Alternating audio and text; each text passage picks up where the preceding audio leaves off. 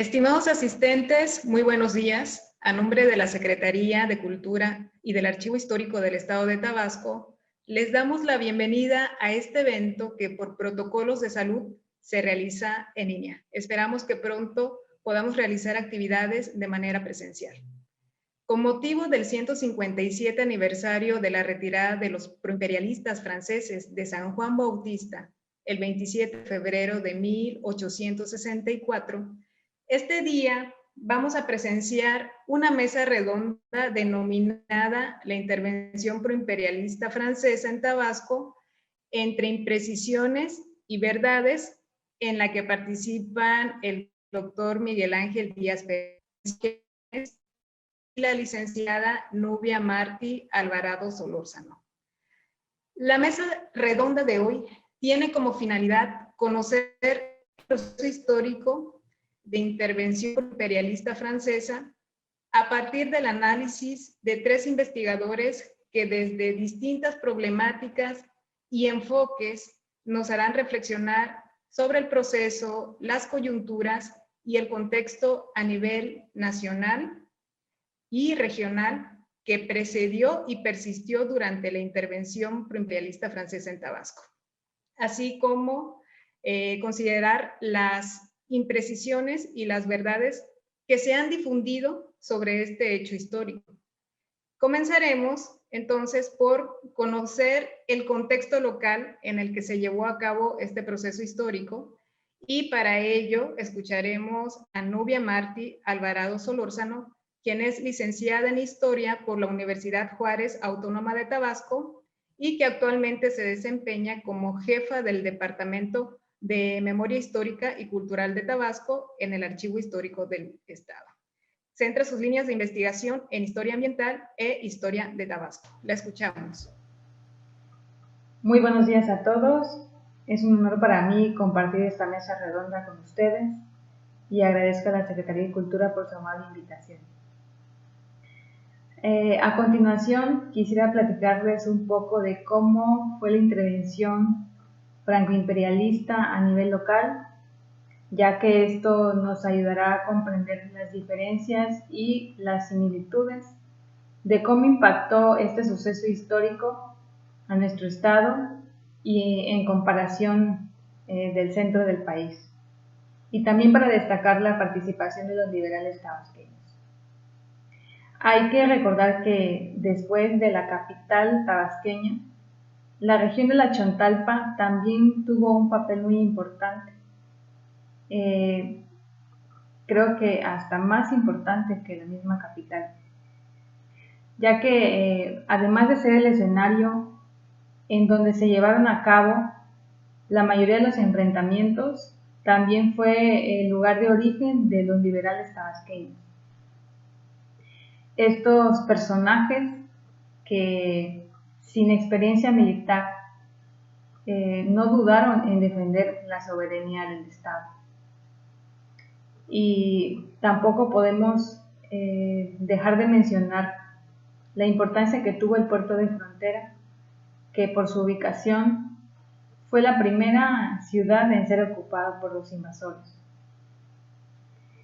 Y pues en el contexto nacional vemos que lograda la independencia de México y en este afán de buscar mejores formas de gobierno, nuestro país pasó los siguientes años gobernado por diferentes facciones políticas, entre centralistas, federalistas, conservadores, liberales, de tal forma que entre 1824 a 1867 México tuvo más de 50 presidentes. Y a la llegada de Juárez al poder se instaló un gobierno de tipo republicano que planteaba un gran programa de reformas al país, el cual se vio ensombrecido por una profunda crisis económica que llevó a nuestro país a un estado de agotamiento por las constantes rebeliones y un prolongado periodo de guerra. Ante tal panorama, el Congreso de la República decidió suspender el pago de una deuda pública, medida que afectaba directamente a España, a Inglaterra y a Francia. De esta forma se rompían las relaciones diplomáticas con nuestro país.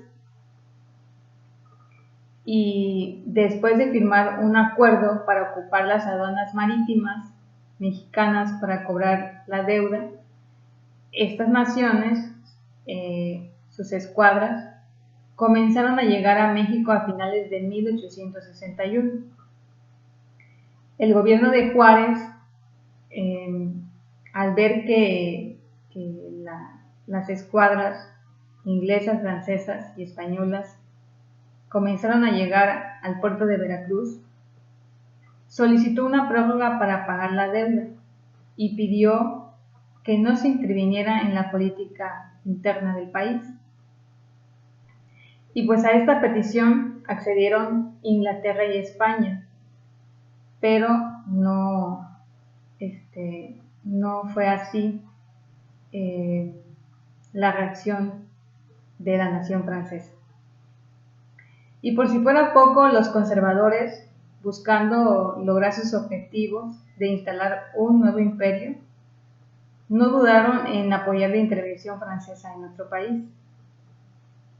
A partir de 1862, las escuadras francesas dejaron las costas de Veracruz y comenzaron los enfrentamientos y la ocupación de las principales ciudades de nuestro país.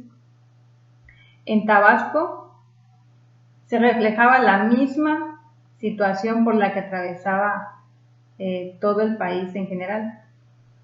Se llevaron a cabo enfrentamientos prolongados por estas acciones políticas ya mencionadas y que había dejado ya una lista de 90 gobernadores en nuestro estado, en los que también se encontraron extranjeros. Exactamente, tuvimos 3 gobernadores de origen cubano. Y después de que los tabasqueños se estaban recuperando de los estragos que había dejado la epidemia de cólera en 1833, la entidad solo pudo disfrutar un poco de tranquilidad antes de que llegara otro trágico episodio, pues el Estado sufrió la intervención norteamericana entre 1846 y 1847. Ya para 1863 gobernaba el Estado don Victorino Dueñas, quien a principios de año recibió las primeras noticias de la invasión francesa en México y la inminente llegada de los invasores a Tabasco por las costas del puerto de frontera. La escuadra proimperialista que llegó a la costa tabasqueña estaba dirigida por un forastero español llamado Eduardo González Arévalo, que tenía al mando unos 80 hombres que había reclutado en Campeche y que, se aclara, no eran franceses, sino que eran habitantes de la zona, y posteriormente llegaron un grupo de esclavos martinicos, pero ninguno era francés. Entonces,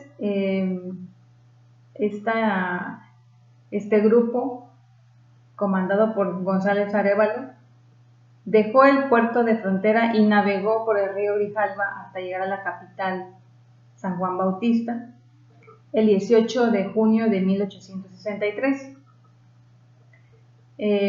Por su cercanía a la ribera del río Grijalva, la ciudad de San Juan Bautista siempre había sido presa fácil para los invasores y piratas, y en esta ocasión pues no fue la excepción.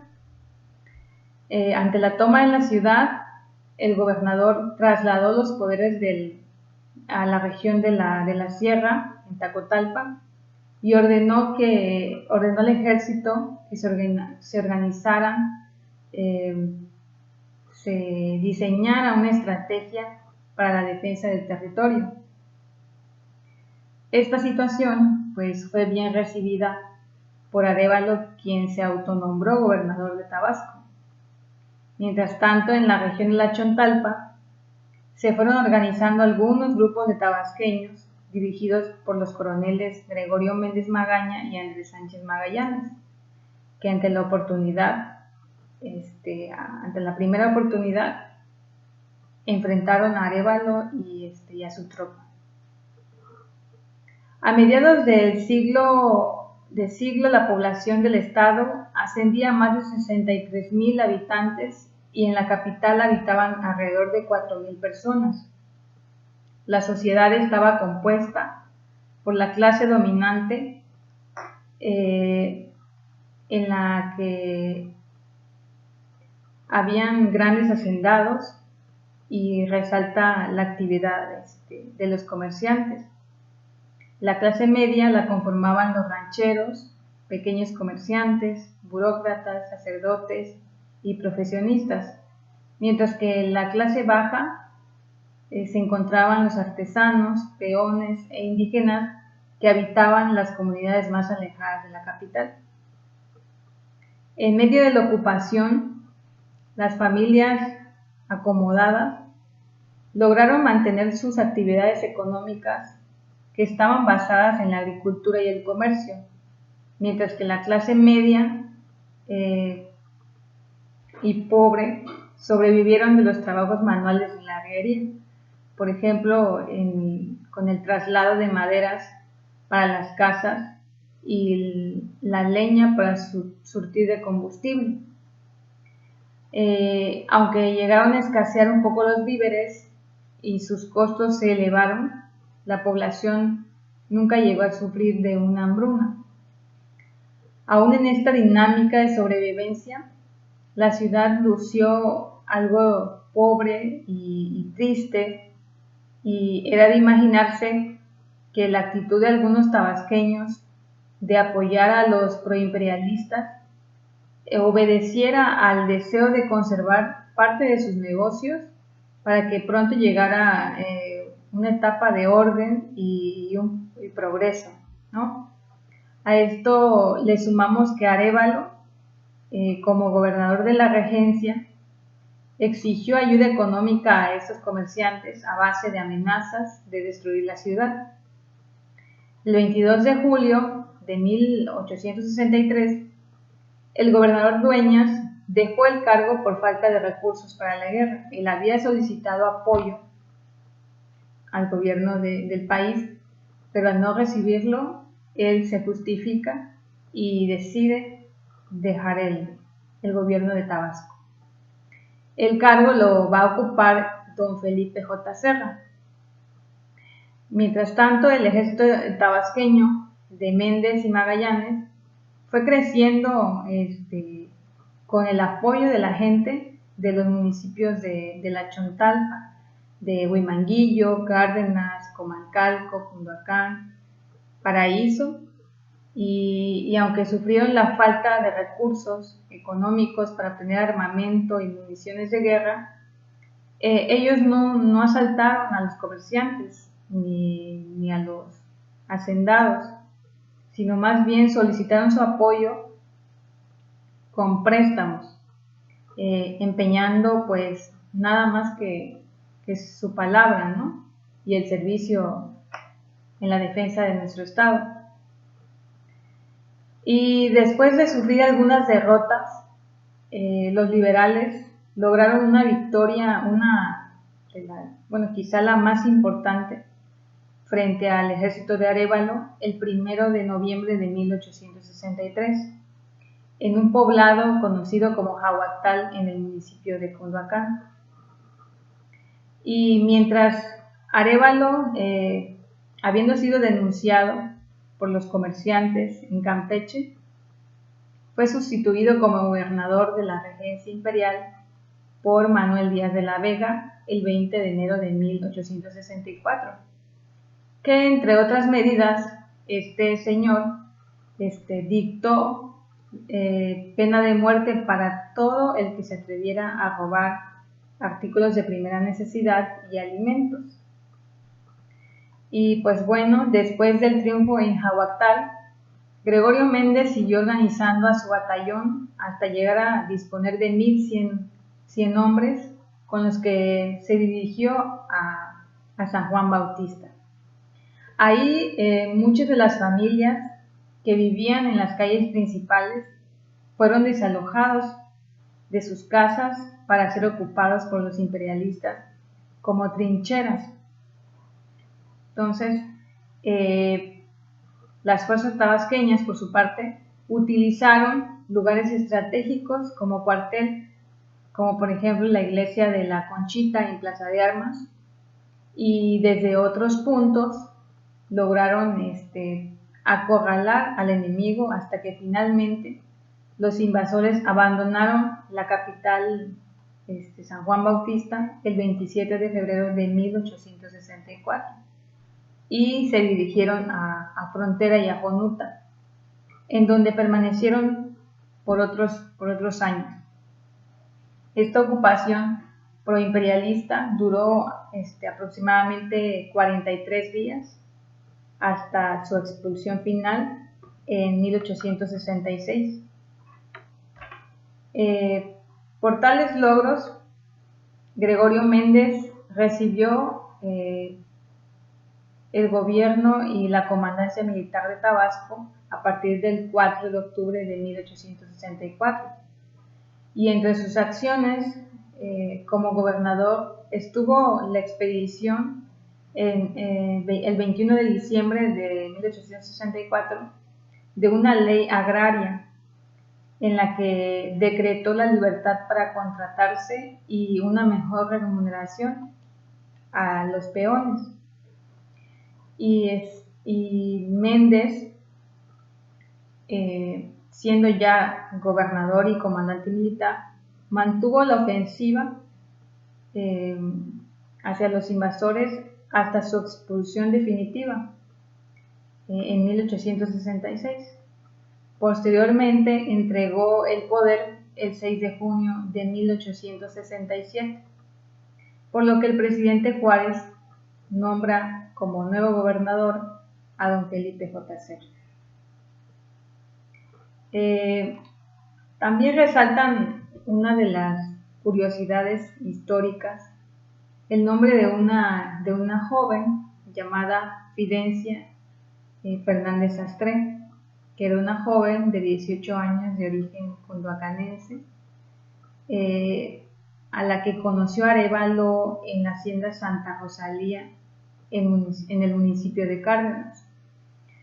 En ese tiempo, en ese momento en que la conoce, González Arévalo pidió en matrimonio a doña Fidencia, a la joven Fidencia, pero esta joven decidió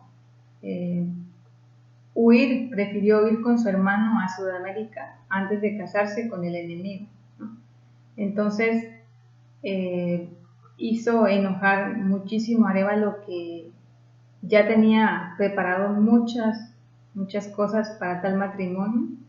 Entonces resalta el nombre de esta joven por haberle hecho tal desplante, ¿no? Pues ese es en parte lo que quería platicarles a nivel local, cómo se encontraba la capital, cómo permaneció durante la ocupación proimperialista francesa aquí en nuestro estado. Muchas gracias. Agradecemos la participación de la licenciada Nubia Alvarado. Nuestro siguiente invitado es el doctor Miguel Ángel Díaz Pereira, licenciado en Historia por la Universidad Juárez Autónoma de Tabasco, maestro y doctor en Historia por el Centro de Estudios Históricos del Colegio de Michoacán.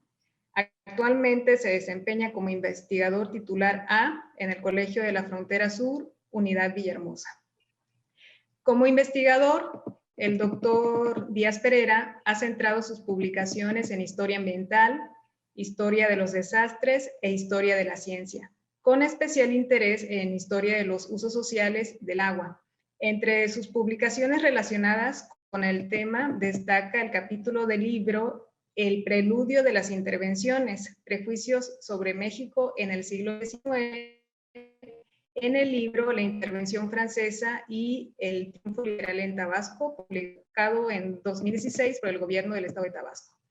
Con respecto a esta importante investigación relacionada con las percepciones intervencionistas sobre lo americano y o los prejuicios que traían detrás los europeos, en especial en el siglo XIX, me gustaría preguntarle al doctor Miguel Ángel Díaz, ¿cuáles fueron los momentos que podrían considerarse parte de ese imaginario precursor intervencionista? Gracias, Elena. Bueno, primero agradezco a la Secretaría de Cultura y a la amable invitación a esta mesa. Y respondiendo a tu pregunta, yo creo que pudiéramos dividir en tres grandes momentos como con lógicas, ¿no? Pues en realidad están conectados, pero tienen cambios en la lógica y cómo remodificaron los prejuicios que existían sobre unas tierras que de repente aparecieron de manera incidental, no accidental, pero sí incidental, en el imaginario europeo. Y tendríamos que irnos mucho más atrás pues de este momento en el cual llegan los franceses a esos territorios y que tienen que ver con el encuentro, digamos, entre pues dos culturas que no habían tenido gran contacto. Existe todo un debate sobre la llegada a América, por ejemplo, de alguna expedición vikinga, por ejemplo, en el caso de América del Norte, pero sobre todo la trascendencia que tiene el momento en el cual llega Colón a América es cómo insertar en el imaginario europeo lo desconocido. Y aquí sí es importante resaltar que estos personas que existían en lo que después se nombraría América, no estaban insertos en esta forma en la cual se ordenaba el universo europeo, ¿no? Y que proviene de viejos prejuicios que venían incluso hasta de la antigüedad, ¿no? Uno de esos prejuicios, esbozado por Estrabón, estoy hablando de Estrabón desde el 63 al 19 a.C., que hablaba de la existencia de lo que él llamaba las antípodas, ¿no? O de lo que después se llamó el orbis alterium, y que eran lugares inhóspitos, inversos, que no estaban ubicados dentro del lugar natural del hombre, ¿no? El lugar natural del hombre era ese lugar conocido, vivido, que tenían los europeos, que habían ordenado y que no comprendían que fuera de esa enorme masa de agua que habían circundado, digamos, pero que no habían completado en comprender ni siquiera el tamaño del globo terráqueo, de repente se les aparecen seres, ¿no? Es como si hoy fuéramos a otro planeta y encontráramos seres similares a los nuestros, similares a nosotros, y de repente pensáramos, y bueno, ¿de dónde salieron? ¿Cómo podemos explicar la existencia de estas personas, ¿no? Y de ahí se inicia un gran debate, ¿no? Que venía desde la antigüedad sobre la naturaleza, ¿no? En ese momento, con todo y el término que explica muy bien esta confusión del indio americano. Es decir, solo nombrar los indios habla mucho de esa confusión que existía, ¿no? Y se pensaba, el gran debate era si eran, por ejemplo, seres de la misma naturaleza, si tenían las mismas capacidades físicas, fisiológicas, cognitivas que el europeo, o si eran seres de distinta naturaleza, si no eran seres humanos, y digámoslo también con toda una ideología judio-cristiana, si eran hijos de Dios o no. ¿Quiénes eran estos personajes? Y es que muchos de ellos, sin tirar una sola de sus armas rudimentarias, lograron colocar y romper con esa cosmovisión que provenía desde la antigüedad, ¿no? Y encontramos ahí, desde el propio Colón hablando del paraíso terrenal en su cuarto viaje, ¿no? Pensando que llegó a un lugar fabuloso, ¿no? Mezclado con toda esta idea de la filosofía judeocristiana, pero también la idea de que algunos otros pensando que habían llegado genuinamente a las antípodas, Hay un sitio geográfico hoy incluso que se llama las Antípodas, o que habían llegado a ese orbis alterum que llama y que resumió magistralmente Edmundo Gorman en su libro La Invención de América. ¿Eran hijos de Dios o no? ¿Eran seres humanos o eran similares a los animales? ¿Se podían evangelizar o no? Esa era la gran pregunta que traía el origen de esta filosofía, digamos, que se rompe cuando llega Colón. Y hay este gran momento en que llega Colón, que surge toda esta idea que impacta en una política colonialista muy particular.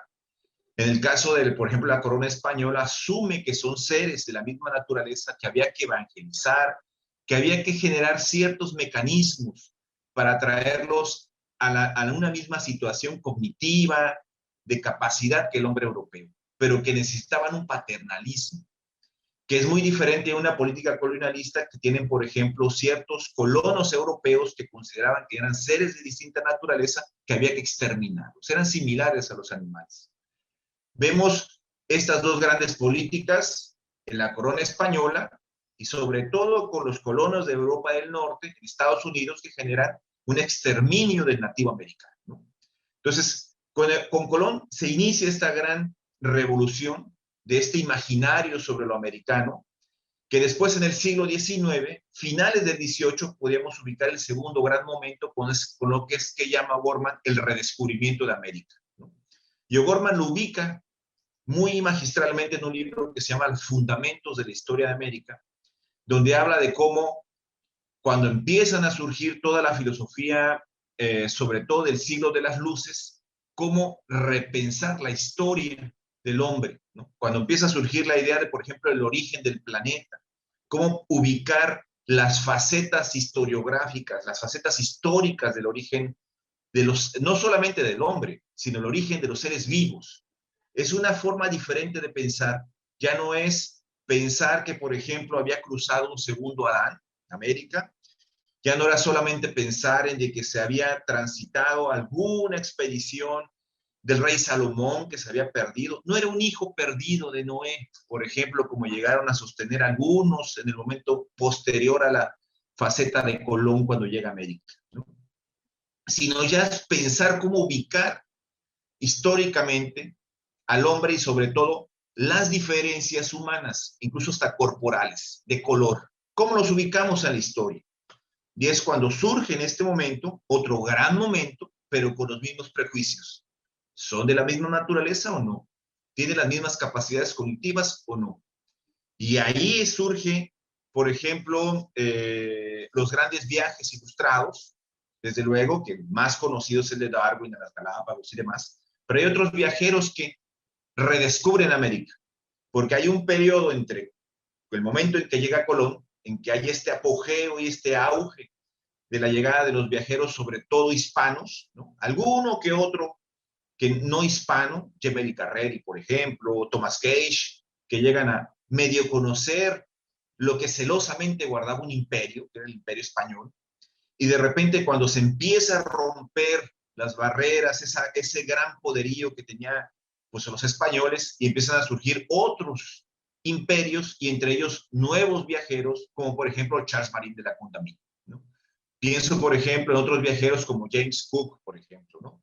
Que son, por ejemplo, el caso de la Condamine, que llega incluso a llegar al Amazonas, lo que conocemos con el Amazonas, tiene contacto, aunque llega con la ambición de medir un arco del Ecuador, porque había en ese momento un gran debate sobre la esfericidad de la Tierra, si era redonda o era ovalada. Este era el gran debate en ese momento, y él lleva con una ambición astronómica, hacer mediciones astronómicas, pero se encuentra con el nativo americano y hace una expedición que logra entrar en parte del Amazonas, y surge de nuevo su gran preocupación: ¿y de dónde salieron esas personas? Esas conductas que tenían esas personas, ¿son naturales? ¿Son de salvajes? ¿Son de bárbaros? ¿Son iguales que nosotros? Se reinicia ahora sí que se empieza a reavivar ese gran debate sobre la naturaleza del americano. Y con ello, por ejemplo, se modifica, es el mismo prejuicio, es lo que quiero explicar, pero con otra lógica. Esa es la lógica de la historia moderna, por ejemplo. El apelar a la evidencia y, por ejemplo, el auge de las antigüedades, ¿no? Aquí surge una gran preocupación, por ejemplo, por recuperar mucho de lo que en ese momento se llamaba anticuarismo y después llamamos arqueología, ¿no? Es decir, lo que estamos viendo en este momento que llega la Condamine América, o que James Cook, explorando el Paso Norte, que llamaba él, estamos viendo una nueva epistemología de la ciencia, nuevas formas de probar de la ciencia y con ello el surgimiento de las ciencias modernas, ¿no? Y los campos disciplinarios que hoy conocemos, es pasar del anticuarismo a la arqueología, es pasar, por ejemplo, del análisis de lo cronológico a la historia moderna, es pasar, por ejemplo, el surgimiento de la paleontología con la búsqueda de los fósiles, con esta idea de buscar cómo se dividían y habían aparecido los seres vivos en el planeta, ¿no? Y con ello, el surgimiento, por ejemplo, de lo maya, de lo azteca, ¿no? Empiezan a preguntarse de las antigüedades que estaban en el sur de América, pero pensando de nuevo en los mismos prejuicios, ¿no? Eran seres, por ejemplo, de ahí surge con uno de estos viajeros posteriores, que fue Frederick Waldeck, ¿no? A pensar, por ejemplo, en la idea que eran seres invertidos, ¿no? ¿Qué significa eso de seres invertidos? Es decir, que, por ejemplo, eran ciudades que habían sido gobernadas en el prejuicio del momento, lo quiero dejar claro, por una reina, ¿no? Es decir, eran seres incapaces, porque vivían en un universo invertido de gobernarse a sí mismos.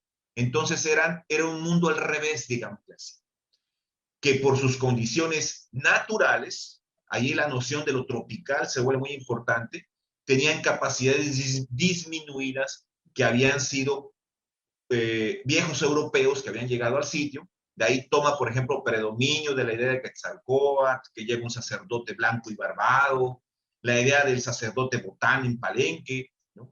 De ahí es donde Waldeck dice, por ejemplo, que es Botán quien llega a Palenque, funda la primera ciudad antigua del continente, pero se empieza a deteriorar cognitivamente. El calor excesivo, la humedad, les lleva a lo que él llamaba, o se llamaba en ese momento, un atavismo, es decir, a un regreso civilizatorio, a un salvajismo.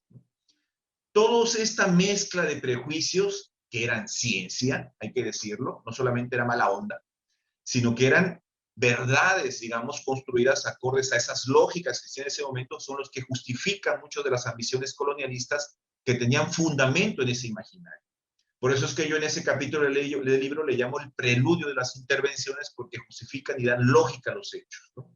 No era solamente buenos contra malos, sino eran personas que partían de ideas que creían firmemente, ¿no? Y bueno, ya en una participación ahorita más adelante puedo ahondar un poquito más en esa situación, porque muchos de esos colonialistas creían firmemente en esta condición de inferioridad de lo americano, y con ello de la reciente nación mexicana, que creían que no estaba equiparada o estaba en la misma condición de calidad que por ejemplo, las repúblicas europeas, ¿no? Aquí hay toda una visión política también, ¿no? Que puedo andar un poquito más adelante. Pero bueno, muchas gracias, Elena. Muchas gracias, doctor Miguel Ángel Díaz. Agradecemos su participación. Para cerrar esta mesa redonda, escucharemos la participación del licenciado Jorge Priego Martínez, quien es investigador desde hace más de 35 años, ha disertado sobre temas de historia, literatura y cultura popular de Tabasco. Obtuvo el Premio Estatal de Periodismo en la categoría de ensayo en 1991, recibió la presea Sabia del Edén en 2015 y la presea Mario Trujillo García en 2016. Es autor de los libros El Saqueo Tabasqueño, La Décima en Tabasco, Anecdotario Tabasqueño, entre otros. Licenciado Priego, durante mucho tiempo se ha difundido y replicado datos históricos tergiversados con respecto a la intervención proimperialista francesa en Tabasco. Motivo por el cual me gustaría preguntarle o que nos platique acerca de los errores a los que se ha incurrido en la historia local con respecto al tema intervencionista. Por ejemplo, ¿quiénes conformaban los grupos proimperialistas franceses? ¿Qué diferencias hay entre la Convención del 1 y 27 de febrero? ¿Qué puede platicarnos acerca del monumento a Gregorio Méndez? Lo escuchamos. Antes que nada, quiero agradecer la invitación a participar en esta mesa redonda que me parece muy interesante, porque quizá podamos aclarar muchas dudas y sobre todo extirpar todas esas falacias que se vienen manejando desde tiempo atrás. Desafortunadamente, desde la primaria nos enseñaron una historia tergiversada, pudiéramos decir.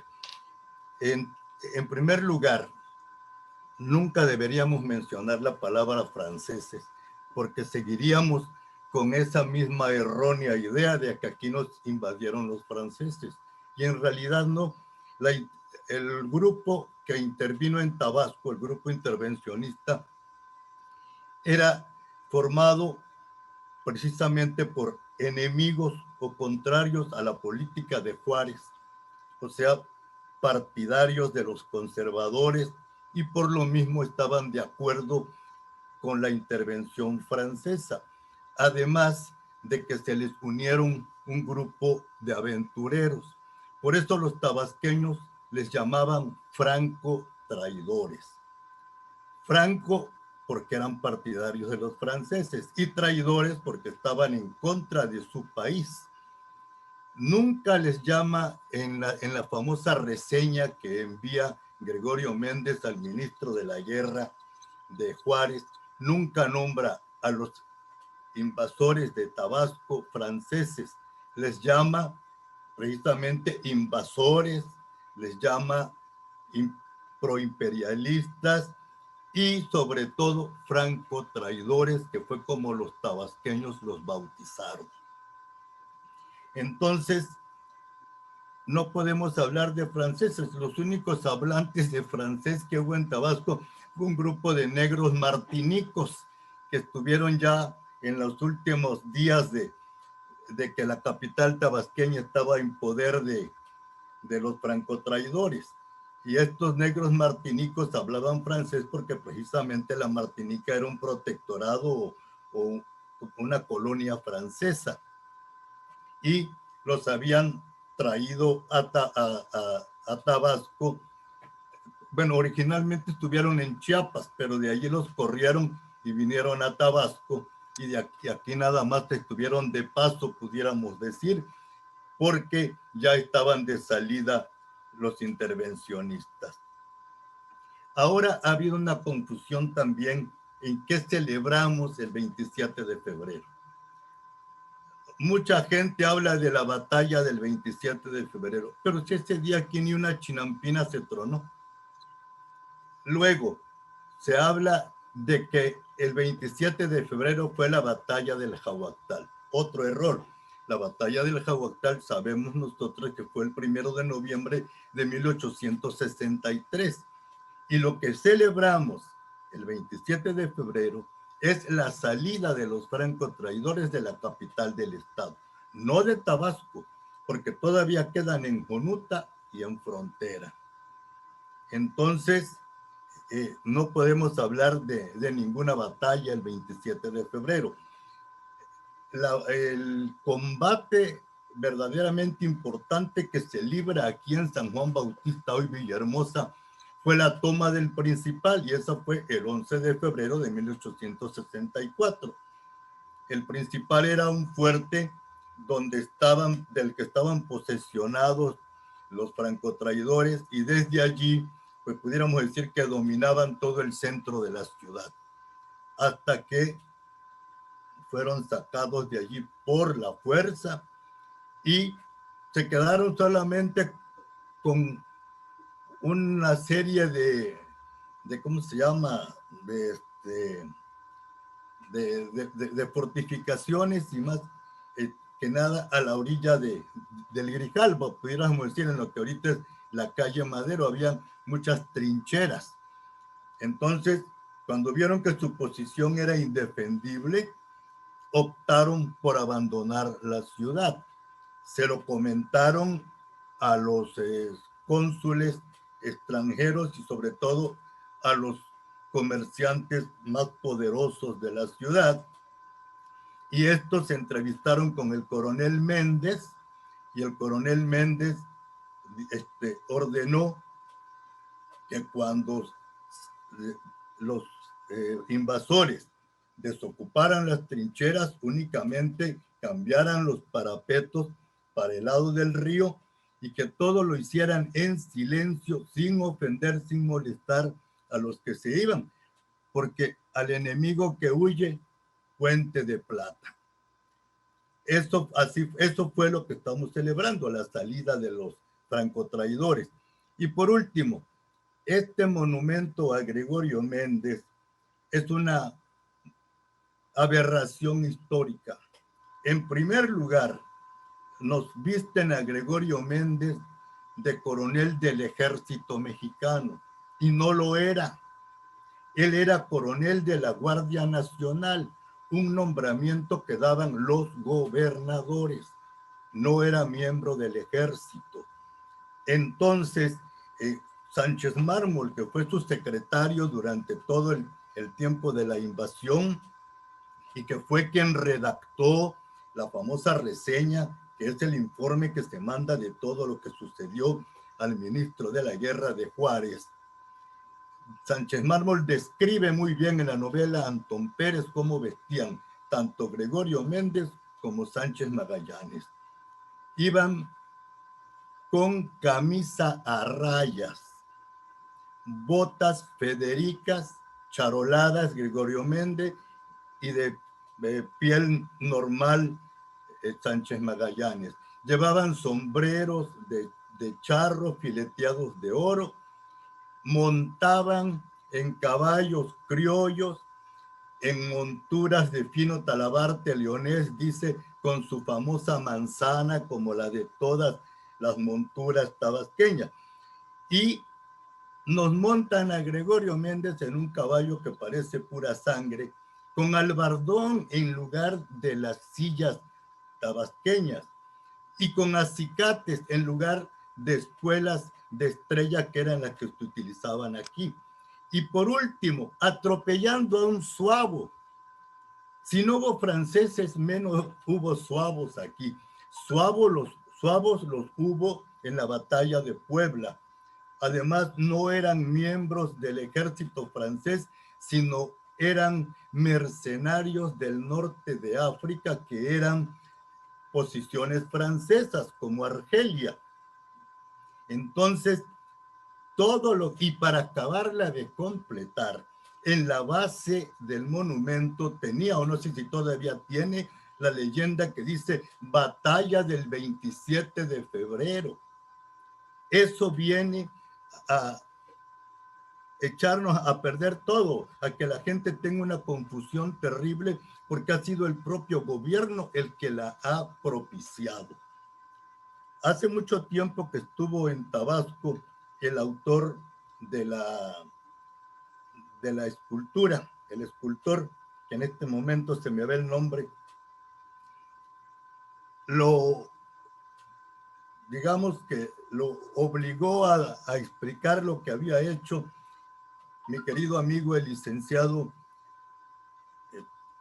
Chucho de Dios, que en paz descanse, y le dijo que por qué había hecho a Gregorio Méndez en esa forma. Y después de darle muchas vueltas al asunto, tuvo que decir la verdad, fue porque así se lo exigió el gobernador en turno, el que mandó a hacer la escultura. Sobre esta escultura, el maestro Pellicer se reía diciendo: quisieron hacer tan grande a don Gregorio Méndez que no solamente lo montaron en un caballo, sino que lo disfrazaron de coronel del ejército regular.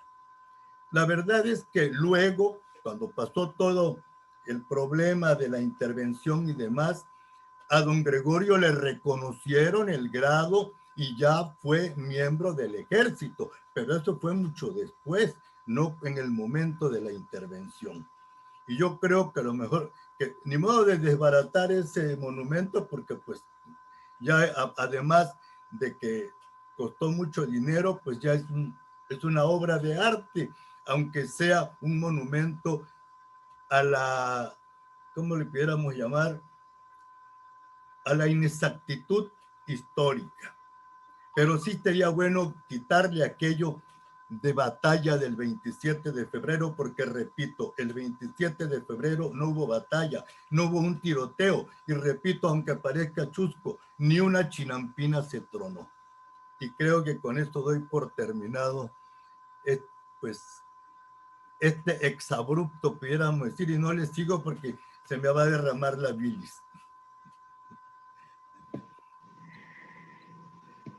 Muchas gracias, licenciado Priego, por su intervención. A continuación, abriremos un pequeño espacio para preguntas y comentarios muy concretos, por lo que quisiera hacer una primera pregunta para nuestros invitados. ¿Qué debe significar el 27 de febrero para los tabasqueños? Bueno, pues es la fiesta nacional, digamos, por antonomasia en Tabasco, y es a la única que se le ha dado pues un merecido reconocimiento. Sin embargo, a mí me duele que se olvide lo que sucedió en 1846-47 durante la intervención norteamericana, porque allí sí fueron las fuerzas norteamericanas las que invadieron nuestro territorio. Y al frente de esta flotilla que llegó a Tabasco estaba el comodoro Perry, Matthew Calbright Perry, que luego fue el que abrió las puertas de Japón para el comercio internacional. Este señor Perry invadió la capital de Tabasco primero en octubre de 1846 y le opuso férrea resistencia el comandante y gobernador que era en ese momento el coronel Juan Bautista Traconis, secundado por el coronel de la Guardia Nacional Miguel Bruno Dazo. Ellos fueron los principales héroes de esta jornada. No pudieron los norteamericanos ni siquiera desembarcar y se regresaron muy contritos a frontera. Se prepararon y al año siguiente, en junio, ya con bastantes elementos, pudieron tomar la ciudad y aquí estuvieron un poco más de un mes, pero ya no era en ese momento el jefe de las fuerzas, el coronel Juan Bautista Traconis, sino había otra persona enviada.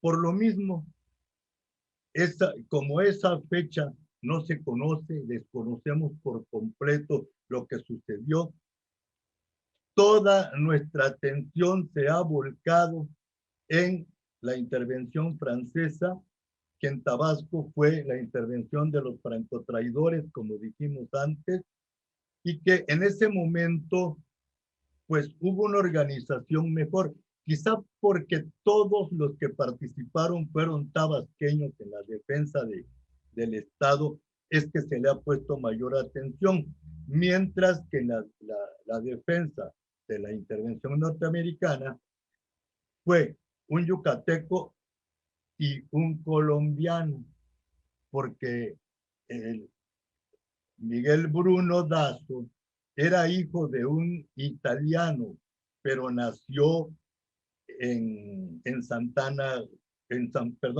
Marta, Colombia, y llegó a Tabasco de la edad de 2, 3 años. Llegó a frontera y ahí se crió. Pero quizá por eso es que no le damos mucha importancia a lo que sucedió, discutimos cuando la intervención norteamericana, y sí a la intervención francesa. Elena, yo creo que también un apunte que don Jorge al inicio de su exposición conviene enfatizar es esta idea de que hay que repensar mucho de la... Bueno, es una oportunidad, creo yo, pero al mismo tiempo parte de esta condición que mencionaba don Jorge, que es, tenemos una historia de bronce, digamos, es el país, digamos, ¿no? Tiene que ver con la historia nacional, tiene que ver con valores patrios, generalmente, esta historia de bronce así la nombraba don Luis González y González, pero que en nuestro contexto conviene repensar muchos de esos implícitos, muchos de estos mitos que tiene nuestra historia.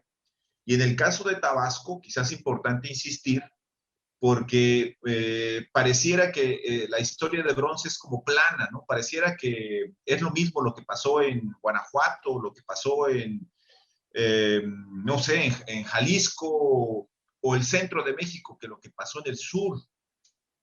Estamos hablando de un siglo en el cual está constantemente recomponiéndose la noción, precisamente la noción de lo nacional, ¿no? Los valores, estos valores que darían sentido en el siglo XX, que a partir de la revolución, especialmente desde el porfiriato, empezarían a conformar esos implícitos, ¿no? Que sería la historia nacional, esta historia de bronce. Desde México, su evolución social, desde México, a través de los siglos, es conformar estos mitos identitarios de historia nacional, pero que oscurecieron y que han eliminado la diversidad de una historiografía como la tabasqueña, ¿no? Por ejemplo, en el caso específico del 27, de este evento, digamos, que es porque coincido con don Jorge por autonomacia en Tabasco, por ejemplo, la estrategia militar, digamos, que toman estos francotraidores que muy correctamente menciona don Jorge, cómo entrar por la barra de San Pedro, San Pablo, tomar Palizada, habla mucho de esa riqueza, de esos medios de comunicación, del poder que tenía el agua, de esos caminos que andan solos, decía don Alberto Correa, y que de repente menospreciamos, le bajamos el volumen en nuestra historia, digamos, regional.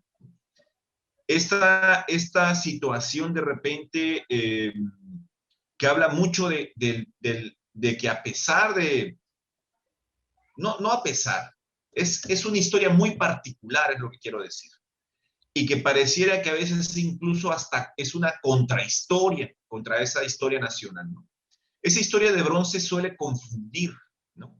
Yo diría que incluso aturde, sobre todo con la idea de lo regional, porque elimina, llega a borrar los rasgos identitarios de la región, ¿no? Llega a hacer, pareciera que la historia de México, la historia de Tabasco es la historia de México simplemente, ¿no? Impuesta, sobrepuesta, ¿no? Como si fuera un cajón, ¿no? Como si fuera un molde. Y elimina esta diversidad, elimina lo característico, lo particular, incluso elimina nombres, elimina personas que en su momento tuvieron papeles valiosos, ¿no? Y que pareciera que, insisto, que aturden, porque incluso es deliberado esta idea de olvidar, ¿no? O sea, es una historia que propicia la desmemoria, ¿no? Eso es lo que quisiera decir, ¿no?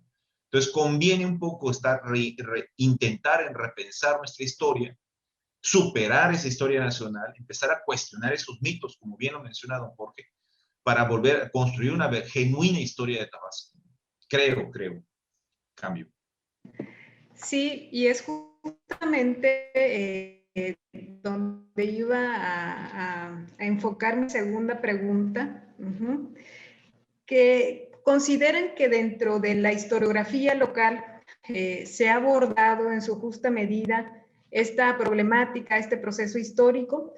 Me gustaría saber qué otras perspectivas o desde qué línea de investigación podría abordarse este proceso histórico. ¿Qué es lo que haría falta, ¿no? por investigar o por replantear, ¿no? este proceso? Pienso que sería necesario ahondar más en las investigaciones que tenemos, y lo importante aquí es que todo nuestro estado sepa lo que realmente sucedió aquí. Por lo mismo, sería muy importante que se hiciera una serie, digamos, hasta una especie de telenovela o algo de todo lo que aquí ha sucedido, para que llegue al grueso de la población. Desafortunadamente en Tabasco hay un problema muy grave. Todos somos historiadores. No hay más que entrar al Face y todo el mundo habla de historia. Gente que en su vida conoció Tabasco en el momento que llega aquí y posa sus divinas plantas sobre la tierra tabasqueña por ósmosis, de inmediato conoce nuestra geografía, nuestra historia, nuestra forma de hablar, etcétera, y se convierte en ese momento en un perito de todo lo nuestro y pontifica divinamente sobre historia. Y así leemos barbaridad y media todos los días en las redes sociales y hasta en los periódicos. Ya no se conforman con hablar de los franceses en Tabasco, sino que ahora comentan una serie de barbaridades que realmente el otro día me mandó un amigo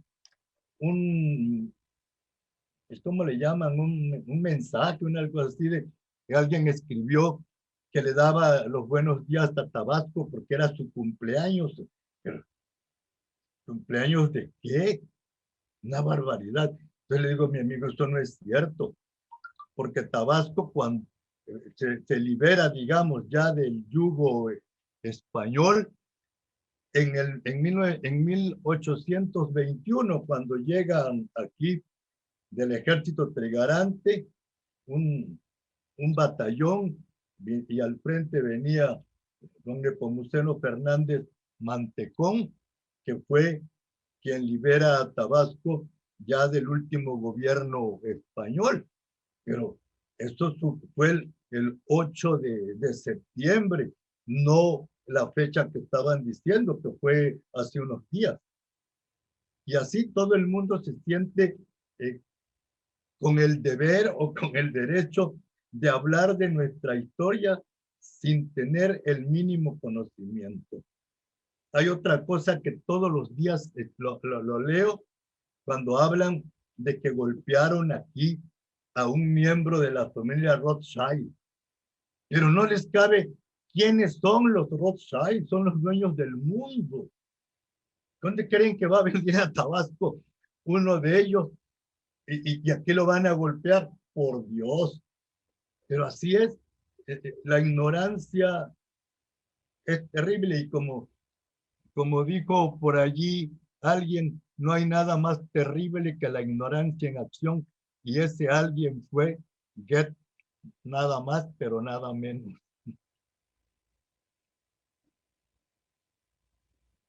¿Tú qué opinas, Miguel? Gracias, don Jorge. Totalmente de acuerdo. Una cuestión que podría complementar a lo que mencionaba don Jorge hace un momento es que yo insistiría en dos cosas que tienen que ver con la capacidad de cambio que ha tenido y de perturbación que ha tenido la historia de Tabasco. Y no me refiero solo al siglo XIX. ¿No? A veces uno cuando hace el intento, creo que no se ha hecho en serio, sino a veces cuando uno está leyendo lo hace de manera, es parte, digamos, del estar constantemente revisando información, comparar, digamos, mucho de lo que ha sucedido en otros territorios, en otros espacios, en otras regiones, se da cuenta que Tabasco ha tenido una historia que pareciera que es cuando llegan las olas del mar y te revuelcan. Así ha sido mucho la historia de Tabasco, y yo diría sobre todo finales del 19 y 20, los cambios que ha tenido y las capacidades de adaptación incluso que ha tenido también la gente en Tabasco es notable, ¿no? Eso poco lo hemos reflexionado. ¿Cómo hemos cambiado de maneras tan abruptas y cómo explicarlo, ¿no? Porque por ejemplo, hay sitios específicos que merecen estudios completos. Don Jorge tiene una obra que espero se publique pronto, que es sobre fronteras. El hecho de comprender el papel estratégico que ha tenido una ciudad como frontera es solo una línea de investigación que hay que fortalecer, ¿no? O sea, el punto, desde su nombre mismo, ¿no?